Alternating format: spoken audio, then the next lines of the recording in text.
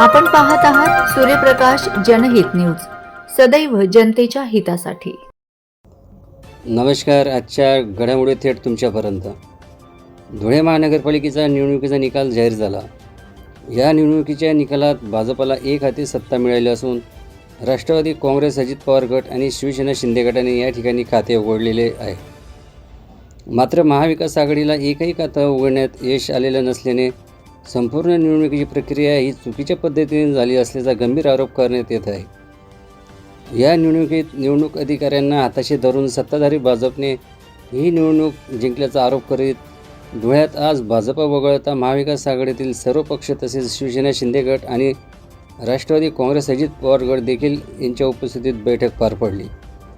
या बैठकीत धुळे मनपा निवडणुकीच्या निकालाचा निषेध व्यक्त करण्यात आला असून येत्या 26 जानेवारीला प्रजासत्ताक दिनी पराभूत झालेल्या सर्वच पक्षाच्या वतीने निवडणूक निकालाच्या विरोधात आंदोलन करण्यात येणार असल्याची माहिती यावेळी देण्यात आली। सूर्यप्रकाश जनहित news, bureau report, Suresh Bagul, Dhule. संपूर्ण महाराष्ट्रामध्ये ज्या महापालिकेच्या सार्वत्रिक निवडणुका झाल्या तर त्या 29 महापालिकेबरोबर धुळ्याची पण झालेली आहे। आणि धुळ्यामध्ये पण 2018ला पण असंच वातावरण होतं, त्यापेक्षा भयानक वातावरण यावेळेस आज झालेलं आहे।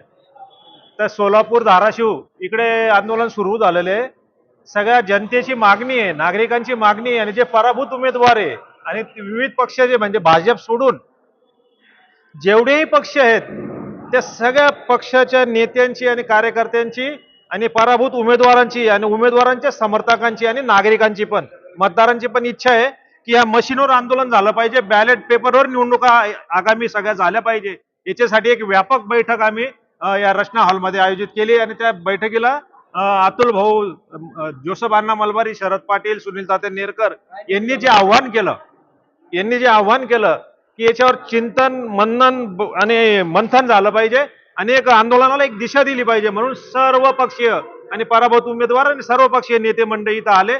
आता आमची दिशा, आगामी आंदोलनाची जी दिशा आहे 26 जानेवारीला आम्ही रास्ता रोको करणार आहे आणि उद्या माननीय जिल्हाधिकाऱ्यांना एक सर्व पक्षीय नेते मंडळींचे एक निवेदन देणार आहे नागरिकांच्या वतीने। धन्यवाद। आपण पाहत आहात सूर्यप्रकाश जनहित न्यूज, सदैव जनतेच्या हितासाठी।